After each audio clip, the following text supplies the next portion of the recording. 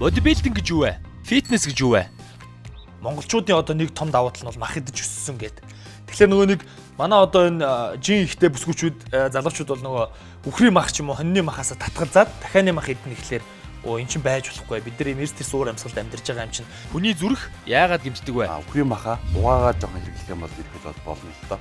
Угаагаад хэрэглэж байгаа дахианы мах шиг болчихсон. Хамгийн гол нь зөвхөн тослогны асуудал байгаа. Танд фитнесийн талаар зөв мэдээлэл хэр зэрэг байдаг вэ? Танд фитнестэй холбоотой сөрөг бодлууд байдаг уу? Хичээлж байгаа нь 30 дугаар нөгөө нэг хичээл өгөх хэрэгтэй байхгүй хотоодоо биш. Тэгээд тэр өнцгөөс л харна л да. Манайхан болохоор хотоод руугаа гэж хараад байхгүй. Болчин ч нөгөө нэг өөрөө өлсчөөд би өлсөд байна гэж нөгөө хоол мэдээллээ нэгтгэв байхгүй. Тийм болохоор хүн энэ бүх асуултанд спорт нутришн нэвтрүүлэг мэргэжлийн хүмүүс хариулах болно.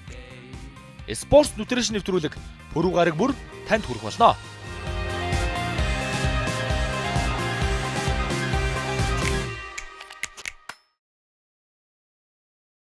Сайн байцгаана үзэгчдээ та бүхэнд энэ сайхан өдрийн мэндийг хүргэе. Өнөөдөр бол пүрэв гараг SBS HD телевизийн SBS World сугаар спорт and nutrition нэвтрүүлгийн шинэ дугаар эхлэх бэлэн болж байна. За манай өнгөрсөн дугаард бол дэлхийн аварга шалруулах тэмцээнээс алтан медаль хүртсэн манай угалц цэцэг эгч маань оролцож байсан бол өнөөдрийн дугаард Төв Азийн тэмцээнд одоо алтан медаль хүртэж эх орныхоо нэрийг бас одоо дэлхийд Азад гаргаж яваа нэгэн сайхан залуу маань манай студид хүрэлцэн ирсэн байна. Ингээ та бүхэнд ариун цэцэрлийг бол танилцуулах та бас нэр хүндийн хэрэг байна. Энэ үчимийн төргий. энэ чимээ дэргий. Үзэгчтэй энэ өдрийн одоо мэндийг хүргье. За манай ариун цацааг маань одоо бас ихэнх үзэгчид ингээд ийм том тэмцээнд төрүүлээд ирсэн ч гэсэн ихэнх үзэгчид маань бас танихгүй байж магадгүй. Тэгэхээр юуны өмнө өөрийгөө үзэгчдэд танилцуулахгүй тий.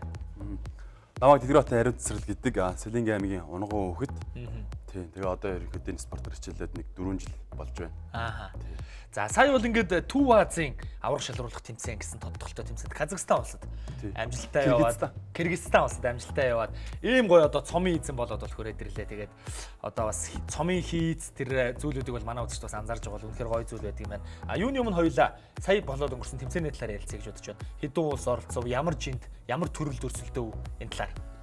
Сая энэ Кыргызстан, сая Өзбекстан, Казахстан, Кыргызстан гэдэг 3 одоо улстай дээрээс нь Монгол ороод ингээд 4 болж байгаа. Тэгээ Төв Азийн одоо аврах шалруулах гэж тэмцээн анх удаага Кыргыз зохион байгуулагдсан. Тэгээ энд би болохоор менс физик гэдэг төрөл одоо урт шорттоо нөө тийм төрөлд орсон. Тэгээд тэр нь метр 74 ба 74-өөс дээш гэсэн 2 төрөлтэй юм байлээ. Тэгээ би өөрөө 74 гэдэг төрөлд нь орсон. За тэгээд яг жинтэн хідэн тамирчин өрсөлдсөн бай. Хизээ эндээс явв. Бас тэмцээний зохион байгуулалтын талаар үзэгчдэд мэдээлэл өгвөл ер нь ямар шуган зохион байгуулалтын тэмцээн болж байна. Эндээс чинь 6-нд нисэн баха. 6-нд нисээд 5-нд нис. 5-нд байсан чинь нисгэн хожоод 6-нд нисээд тэмцээн болохоор 8-нд болсон. 8-нд оройд 7 цагаас болсон. Тэгээд ерөнхийдөө бол зохион байгуулалт их сайн болсон. Тэгээд энэ Кевин Геврон гэдэг мундаг тамирчин байдаг шүү дээ. Тэр ерөнхийдөө бол миний ойлголтоор бол энэ Кыргызд болсон Төв Азийн аврагыг одоо ивент гэсэн юм бодож бодсон. Их юм дээр надаа ингээд сурч одоо энэ диплом дээр ерөнхийдөө зурган байж ах жишээтэй. Тэгээд метр 74 гэдэг төрөлд болохоор нэг 10 гаруй байсан баг. Анх удаага зохион байгуулж болохоор ерөнхийдөө жоохон бага байсан. Тэгээд боди бол энэ бикини фитнес нь ерөнхийдөө их байсан. За тэгээд бас энэ одоо гайхалтай тэмцээнд ингээд Дэлгэрэнтийн ариун цэцэрлэг маань оролцоод 1-р байрыг бол эзэлсэн байна. За яг энэ өргөмжлөлтөөр харагдаж байгаа энэ ирэх юм бол одоо Кевин Леброн өөрөө байгаа шүү дээ тий. Тэгээд цацаа маань бас зураг авахулсан байсан. Манай үзэгчдүүд одоо зургийг бас тунгаахгүй харах боломжтой байгаа. За ерөнхийдөө бол өмнө нь буюу сар орчмын өмнө Хонконгод болсон тэмцээнд бас оролцоод ирсэн. Тэгэхээр нэг 2-3 сарын дотор тийм ээ 2 олон улсын тэмцээнд явчлаа шүү дээ. Гадны тэмцээнд явчлаа. За Хонконгод болсон тэмцээний талаар хоёулаа бас ярилцахгүй болохгүй байх л та. Тэр тэмцээнд бас маш амжилттай оролцож мөнгөн медаль. Тийм мөнгөн медаль авсан тий. Тэгэхээр энэ талаар ярихгүй. Тэр тэмцээн болохоор ерөөхдөө Аз төв зохион байгуулагдаж байгаа. Дэлхийн хэмжээний тэмцээн юм байлээ л да. Яг нөгөө нэг Мистер Олимпийн сонирхогчдын яг тэндээсээ дэшигээ дамжаад пороо руу орох, төвшөнд орох. Тэгээд энд бол ерөөхдөө 4 пороо картын эзэм одоо гаргах яг тийм зорилготой юм байлаа. Тэгээд би болохоор бас менс физикгүй төрөлд ороод метр 74 гэдэг төрөлд нь орсон. Одоо өндөрийнх нь хэмжээ шүү дээ. Тэгээд метр 70, метр 74, метр 78 түүнээс ашиглаад 4 төрөл байгаа байхгүй. Тэр 4 төрлийн чинь алтан 4 алтнаас хооронд өнөлгөөгөө үздэг юм байлээ.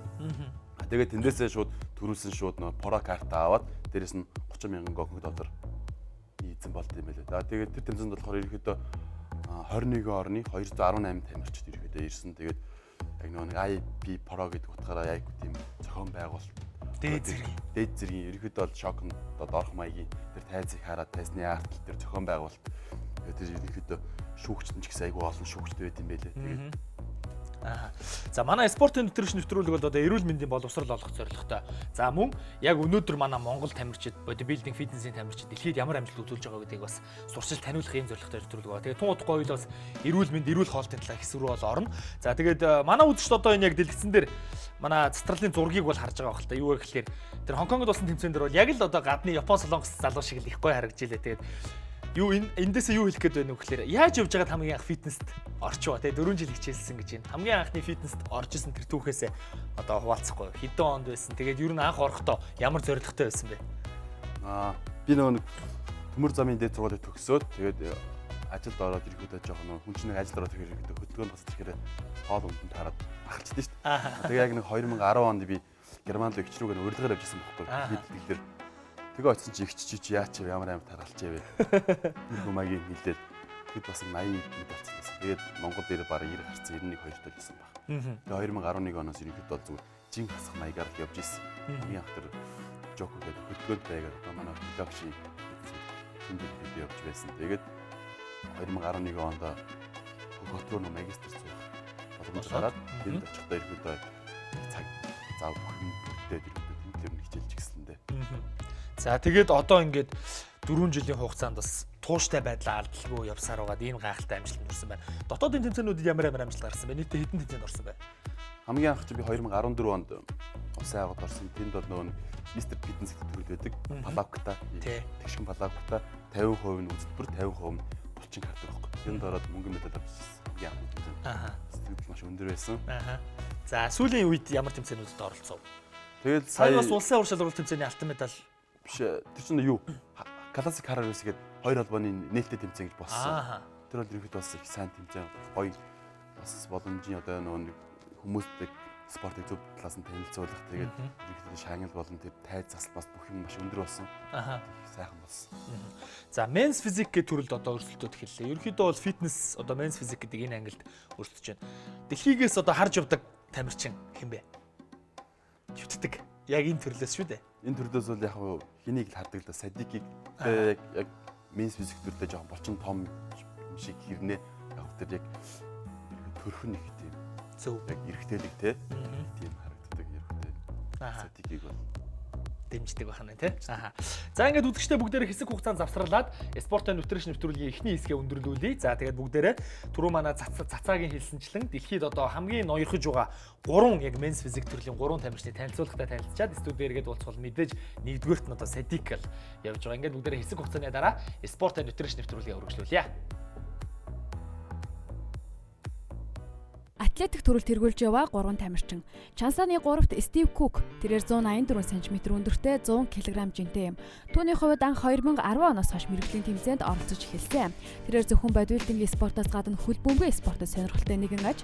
Түүний гаргаж байсан зарим нэг амжилтаас нь дурдвал 2014 оны Олимпиад тэмцээний 4-р байр, мөн төс онд болсон Далласын тэмцээний тэргүүн байр, 2012 онд болсон Houston Pro тэмцээний 1-р байр, 2011 оны үндэсний залуучуудын аврах шалралт тэмцээний ялагч зэрэг ариун их амжилтыг гаргасаар байна.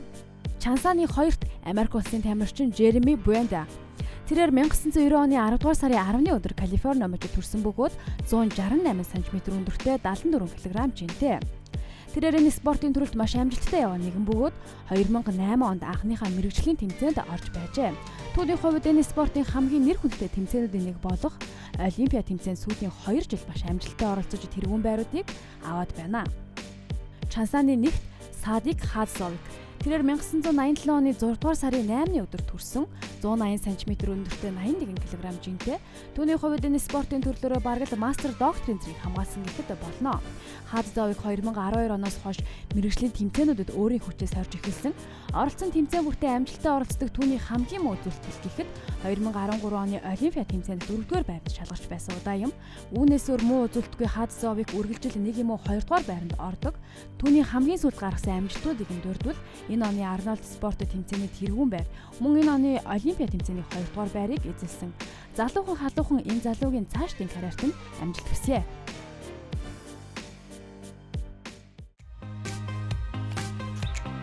Бодибилдинг гэж юу вэ? Фитнес гэж юу вэ? Монголчуудын одоо нэг том давуу тал нь бол мах идэж өссөн гэдэг.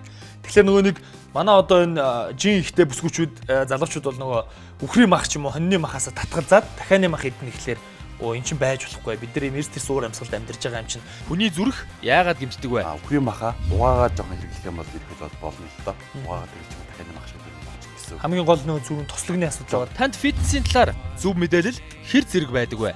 Танд фитнестэй холбоотой сөрөг бодлууд байдаг уу?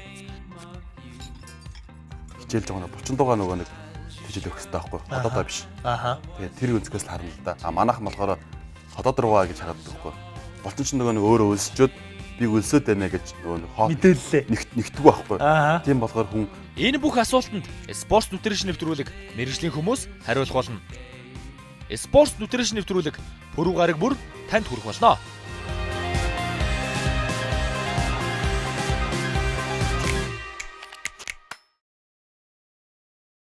За ингээд спортын нутришн нэвтрүүлэг таамтайгаа үзэгчдээ маш их баярлалаа. SBS Эстэлвэс та бүхэндээ албан ёсны онцгой хэрэгтэйгээр маш олон төрлийн спортуудыг шууд дамжуулан үзүүлдэг бол манай дотоод контент, дотоод нэвтрүүлгүүдийн нэг нь бол мэдээж спортын нутришн нэвтрүүлэг байгаа. Энэ нэвтрүүлгийн гол зорилго нь та бүхэндээ эрүүл мэндийн боловсролыг олгох, та бүхэндээ эрүүл зөв хооллолт, эрүүл амьдрал гэж юу юм бэ? Энэ талаар бол ярилцж байгаа маа. Ингээд өнөөдрийн манай нэвтрүүлэгт одоо фитнес донтогч залуусын тэргүүлэл болсон Төв Азийн авар шалралт тэмцээнээс алтан медаль хүртээд ирсэн Ариун Цэцэрлэг маань оролцож байгаа. За хоёулаа нэвтрүүлгийнхээ нэгдүгээр хэсэгт ерөнхийдөө сая болсон тэмцээнүүд за тэгээд хэрхэн фитнест яаж орсон талаар бол ярилцсан бол одоо бас нэвтрүүлэг рүүгээ яг орё гэж бодож байна. Эрүүл хооллолт тийм. Энэ бол одоо манай нэвтрүүлгийн гол бас урай, гол зүйл бол байгаа. Ариун Цэцэрлэгийн хувьд ер нь эрүүл хооллолт гэж юу вэ? эрүүл хоолтол ердөө нөгөө хүн одоо яг эрүүл оршиход л ер нь оршин л доо. Одоо ерөөхдөө бизнес хэрэглэдэг залуус ихэнх нь угаасаа мэдж байгаа. Давсыг хаасан, сахарыг хаасан, хурлыг хаасан, будааг хаасан гэж ерөөхдөө тоосч одоо хийдэг. Миний хувьд болохоор ерөөхдөө жоохон алсаас хасдаг. Хоолнд их удаан ордог. Тэгээ яг төхөөд ирэхээр ерөөхдөө нүрсээ ерөөхдөө багасгаад дахиад нэмахаараа ерөөхдөө явдаг. Дахиад нэмахаар. За хүний эрүүл байхын үндэс нь эрүүл хоол гэж ерөөхдөө бол дүгнэж байна тийм. Гэхдээ ерөөхдөө бол эрүүл байх үндэс бол ерөөсө хөдөлгөөн. Тэгээд зөв хооллолт. За одоо ингээд тэмцээн уралдаанд орж байна. Ерөөхдөө таны нэг өдрийн хооллолт яг ямар шухан байдлаар явдаг вэ? Өглөө юу иддэг, өдрийн юу иддэг, орой юу иддэг. Энэ бас хүмүүст их сонирн байгаа бох. Тийм. Ерөөхдөө бол тэмцээнд хөдлөхөөр өглөө босоод дахин нэмхаа чандгаараа чанаал тэгээд идэл үлдсэний одоо нэг савнда пакетж авч яваад тэрийг өдөржингөө дуусчих юм бол хайж ирэл дахиад чанаал тэрнээс ерөөхдөө яг л нэг юм мэдчихлээ юм да. Одоо бол энэхэдэ жоохон бие жоохон суул тавиад одоо жоохон баялуулах маягийн юм хийгээд хоолой төхөрлөд идчихлээ л да. Ерөөхдөө өглөөний цайгаа уугаар уугаал. За дахианы махтаас гадна өөр юу хольж иддэг вэ? Тэмцээний бэлтгэлийн үеэрээ болон зүгээр үедээ. Эхлээд ерөөхдөө бол дахианы махаа чанчаад тэгээд будаатай иддэг байхгүй. Одоо ерөөхдөө нэг яг будаа гэж тооцоол. Тэгэл тэрийг болохоор тэмцээн бэлтгэлтэй орохоос өмнө одоо нэг цагийн өмнө будаагаа идчихээд тэгээд араас нь нөгөө нэг воркаут тавуулчаад тэгээд чичээд одоо нэг сар хавцаа тэмцээн болохоос 2 сарын өмнө гэж сар хүртэл надад тэгж идэх юм шүү. Тэгээд сүүлийн нэг сар болоход нь ерөөхдөө төмсөр жоохон идж байгаа. Тэгээд төмсөр хасаад шууд мах руу орох. За манай нэвтрүүлгийг үзэж байгаа бас жин ихтэй бүсгүүчүүд, жин ихтэй залуус маань одоо өөр шүчин болдгоо маа гэхэд те яг өөртөө зогсон юм жинтэй болохын төлөө бас ер нь одоо бас хичээлэх гэж юм уу эхлэх гээд байж байгаа. Гэтэ хийж чадахгүй байгаа залуучууд айгүй олон байдаг л да. Тэгэхээр тэднэрт одоо зөвлөж хэлэхэд одоо шууд ингээл фитнест явж эхлэхээрээ заавал тэгэл дахианы мах идэл будаа идэл ингээл хасаад яваад эхлэх юм уу? Эсвэл одоо ер нь химнэлдээ ер нь яаж оруулах зүгээр гэдэг юм бэ? Эрүүл хоолтыг өөртөө бидийн ер нь яаж хөвшүүлвэл зүгээр вэ? Таны бодлоор. Миний бодлоор анхлан одоо хичээлж байгаа юмслах шууд ингээд яг иймэрхүү хоолнд орох болж байгаа хүнд. Спорт гэрэхэд зүгээр хөрөл будаага багасгаал зүгээр яг маха чандгаараа чанаад давсгүй хийж штэ. Тийм гутаа зүгээр дарсан өгөрцөө одоо помидор гэдэг одоо салаатууд Монгол одоо хийдэг байдаг штэ. Тэрийг олоод гурвалжин бодоод идчих болно. Тэгэхээр тэр ирэхэд бол одоо хуучин иддэг байсан хоолоос нь хамаагүй үр дүнтэй. Тэгээд үнэхээр өөрийгөө одоо ингээд чигнаад хүнчээд үр дүн гараад ирж штэ. Тэгэхээр дурлаад ирэхээр бол яг цаашаа өргөжүүлж болно л да. За тэгвэл бол ерөөхдөө залуустаа бас хандаад хэлчихэд давсаа хасах нь байна, гурилаа хасах нь байна, будаага бас багасгах нь байна тий. За амьдралын хэв маяг гэж нэг одоо гоё зүйл байна. Амьдралын хэв маяг одоо тэр 5 жилийн өмнө 4 жилийн өмнө жин ихтэй ажилд орсон байх үед бол амьдралын хэв маягийн нэг өдөр ч илүү шал өөр өнгөрдөг байсан баг. Одоо яаж өнгөрч ийн тухайн үеийн нэг өдөр, өнөөдөр нэг өдөр хоёрыг харьцуулж яривал Одооний өөрийн тэр амьдралын хэв маяг юу нь ямар болсон бэ энэ спортоор хичээлснээр? Одоо л яг жоохон зоригтой ямарчсан тэгэл өдөрт нэг ажил амжуулчих гал ирнэ явдаг. Хуучин бол ерөөхдөө нөгөө байгаа зүйлдээ хүм ханцтай юм шиг байна бас ажилтаа байна те. Одоо ингээд юу гэдэг одоо нэг хүн чинь байгаадаа ханчаараа сэтгхүүн дээшгээ явахгүй байж тийм болцсон гэж бодчихдаг. Одоо болохоор яг одоо том өрөөдөлтөө тэгэл одоо ингээд өдөрт нэг ямарчсан төлөвлөгөө гаргаад нэг ажил амжуулнаа гэдэг яг тиймэрхүү маягаар л явагддаг. Тэгэхээр фитнес бас таныг тийм төлөвлөгөөтэй, зорилготой болгосон гэж хэлж ирнэ болох уу? Нэг талаасаа. Ерөнхийдөө бол яг тэгж болно. Спорт бол хүнийг яг хүмүүжүүлдэг. Фитнесээр хичээлдэггүй байдаг байхдаа өглөө ажилдаа яваад өдөржин ажил дээр байж байгаа л гэртээ ирээл амардаг байсан уу? Тий. Ер нь бол. За одоо бол нэг өдөр бэлтгэл хийхгүй өнгөрүүл бас тэр нэлээд гонхтой өдөр болж таардаг юм байна. Тэгээ ерөнхийдөө л тэгэл өдөр болгох хийдэг л дээ. Тэгээд яг тэр өдөр ерөнхийдөө хэр энерги төгөж ажиллагаад нэр өндөртэй гайгүй байх юм бол ихтэй сайн хийгээд жоох муу байх юм бол хөнгө жижиг юм ажиллавал. За 2 удаа олон улсын тэмцээнд яваад үзлээ. Монгол улстай бас өрсөлдөө, Азид болон одоо Төв Азид өрсөлдлөө. Манай залуучууд, манай бодибилдинг фитнесийн тамирчид Азид дэлхийд одоо бол ер нь гараад эхэлсэн бас олон гоё амжилтуудыг үзүүллээ шүү дээ. Таны бодлоор Азууд биднээс Азууд болон одоо дэлхийн тамирчид биднээс юугаараа илүү, юугаараа дутуу вэ? Бид нар л давуу тал байгаа л да. Одоо нэг махаж ирсэн гэдэг шүү дээ. Тэгэхээр яг болчин бол ерөнхийдөө бэлэн байна да. Ажлыг бэлэн. Тэгээд Монгол хүний амт хамж бас айгүй гоё шүү дээ. Ясны хэлбэр бүтэц сайтай. Биднэрт бол давуу талтай. Аз бол угаасаа одоо ингээд солонгос хүмүүс чинь ерөнхийдөө Америк школоор одоо бодигийн бүр академи хүртэл байна шүү дээ. Одоо яг тэрийг шинжлэх ухаан болгоод ерөнхийдөө институт болгоцсон байхгүй. Тэгэхээр бол тэднэрт бол нэлээд хоцорсон л байгаа л да. Гэхдээ миний л бодол шүү дээ. Тэгэхээр бидэрт бол бололцоо байгаа. За тэгээд ер нь бол ингээд тэмцээн уралдаанд явсан гахалтай амжилтуудыг үзүүлээд ингээд явсан байна. Тэгээд цааш тийм зорилго одоо бүр л том л болж байгаа хэл та. Тэгээд Төв Азид явчлаа. Хонконгод болсон Азийн мистер олимпиад яваад медаль авчлаа. Хоёулангаас медаль авчлаа. Цааш тийм зорилго ер нь юу байгаа? Тэгээд мөрөдөл байгаа. Тэгээд цаашдаа тэгээд ерөнхийдөө харуулна да. Мөрөдлөө. Ямар ч үсэн хичээж тууштай байна гэдэг нь бол ойлгомжтой байх тийм. Одоо ямар фитнес хичээлж байгаа вэ? Тэгээд өөр одоо зөвхөн одоо фитнесээр хичээлээд яваад байна уу? Эсвэл өөр ямар нэг ажил төрөл эрхэлж байгаа юу энэ талаар? Миний хувьд болохоор энэ төмөр замд байдаг. Одоо нэг GB5-ны доор байдаг. Виктория гэдэг фитнес байдаг. Тэрний одоо захирал нь одоо Дусан лам гэдэг манай найз байгаа. Тийм хичээлж байна. Хоёроо би одоо ерөөдөө нэг жижиг бизнес л эрхэлж байна да. Тийм бодибилдинг та одоо бид зэрэг хүмүүстэй холбоотой. Яа бас хоёр тэгвэл яг Сэлэнгийн аймагт одоо би зөвхөн Сэлэнгийн хүн шүү дээ. Тэгээд тэнд яг Сэлэнг фитнес гэдгийг ерөөдөө одоо ажилуулж байгаа Сэлэнгийн одоо хүүхд залуучуудыг фитнес одоо тэгээд зөв хэмнэлд оруулах талаас одоо аймагтаа ажиллаж байна. За түрүүн цацаа бас хэллээ. Монголчуудын одоо нэг том давуу тал нь бол мах идэж өссөн гэдэг. Тэгэхээр нөгөө нэг манай одоо энэ жин ихтэй бүсгүүчүүд залуучууд бол нөгөө үхрийн мах ч юм уу хоньны махаас татгалзаад дахианы мах идэх нэхлээр эн чинь байж болохгүй. Бид нар эрс тэрс уур амьсгалд амьдарч байгаа юм чинь тэгээд тахлаар бид нар ядарна одоо амархан суйлд нь ажил хийж чадхаа болно гэдэг нэг өөрсдөө өмөрөх нэг тийм зүйл байгаа гэдэг л да. Дахианы мах бол үхрийн махны ялгаа таны хувьд юу? Тэгээд ер нь дахианы мах идэхээр тэгж их ядарч суйлддээ юм уу?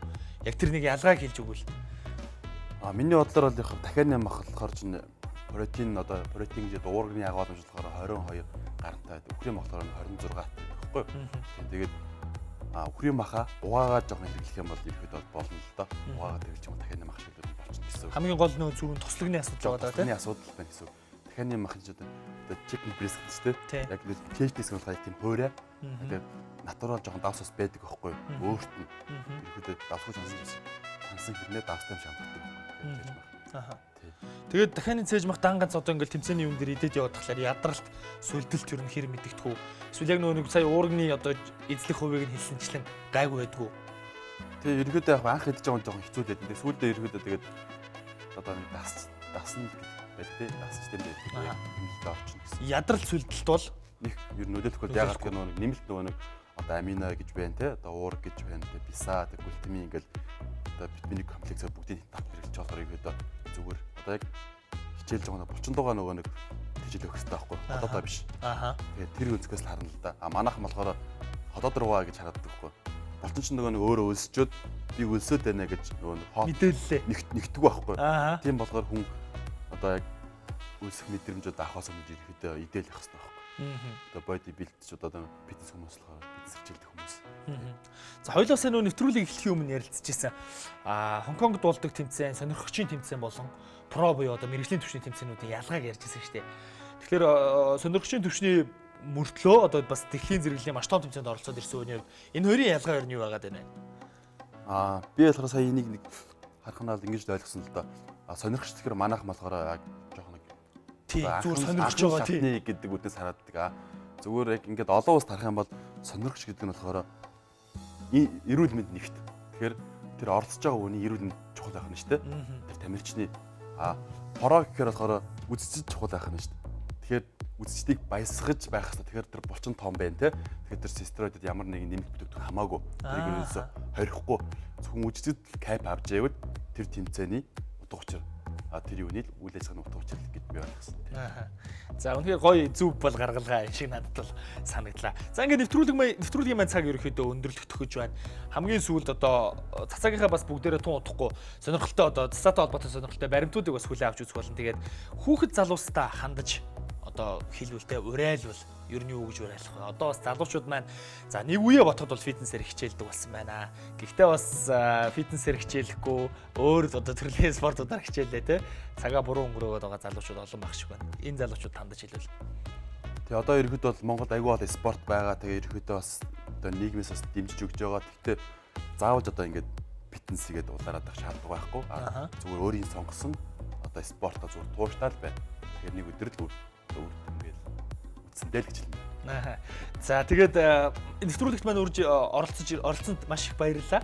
Тэгээд мөрөөдлөө одоо хэлээгүй шүү дээ. Тэр мөрөөдөл бол их том, их агуу учраас хэлээгүй бас гэж бодож байна. Тэгээд мөрөөдөлтэй нь өөрийнхөө одоо ирээдүйн замналд амжилт маш том амжилтыг хүсье. За маш том амжилт хүсье.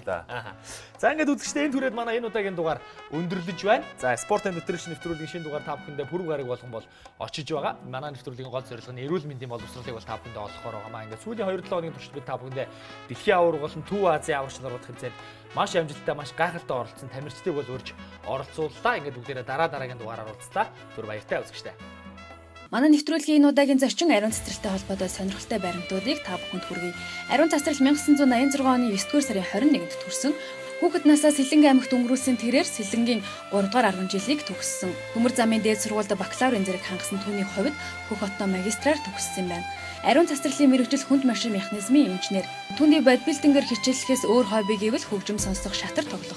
Тэрээр тэмцээнд 75 кг-тай ордог бол тэмцээний бос үед 80-аас 82 кг-ийн жинтэй байдаг аж. Түүний амжилтаас дурдвал хотын аварга шалгаруулах тэмцээнийг хүрэл, улсын аварга шалгаруулах тэмцээний хошоо мөн. Классик хар ирүүс тэмцээний алт. Хонхогд зохиогдсон сонирхогчдын мистер Олимпийн мөн. Төв Азийн аварга шалгаруулах тэмцээний алтан медальтай. Бодибилдинг фитнесээр хичээлдэг залуусын түүчээ болж яваа. Ариун цэцэрлэгтэй амжилт хүсье. Бодибилдинг гэж юу вэ? Фитнес гэж юу вэ? Монголчуудын одоо нэг том давуу тал нь бол мах идэж өссөн гэдэг. Тэгэхээр нөгөө нэг манай одоо энэ жин ихтэй бүсгүүчүүд залуучууд бол нөгөө үхрийн мах ч юм уу хоньны махаас татгалзаад дахианы мах идэх гэхлээр эн чинь байж болохгүй. Бид нар имерстэй суур амьсгалд амьдарч байгаа юм чинь. Хүний зүрх яагаад гэмтдэг вэ? Үхрийн маха угаагаад жоохон хэрэглэх юм бол ирэхэд бол болно л доо. Угаагаад хэрэгч юм дахианы мах шиг гэсэн. Хамгийн гол нөгөө зүрх тослогны асуудал байгаа. Танд фитнесийн талаар зөв мэдээлэл хэр зэрэг байдаг вэ? Танд фитнестэй холбоотой сөрөг бодлууд байдаг уу? Хичээлж байгаа нь 30 дугаар нөгөө нэг хичээл өгөх хэрэгтэй байхгүй хотоодоо биш. Тэгээд тэр өнцгөөс л харна л да. Манайхан болохоор хотоод руугаа гэж хараад байхгүй. Болчин ч нөгөө нэг өөрөө өлсчөөд би өлсөд байна гэж нөгөө мэдээллээ нэгтгэв байхгүй. Тийм болохоор хүн энэ бүх асуултанд спорт нутришн нэвтрүүлэг мэргэжлийн хүмүүс хариулах болно. Спорт нутришн нэвтрүүлэг пүрэв гараг бүр танд хүрэх болно.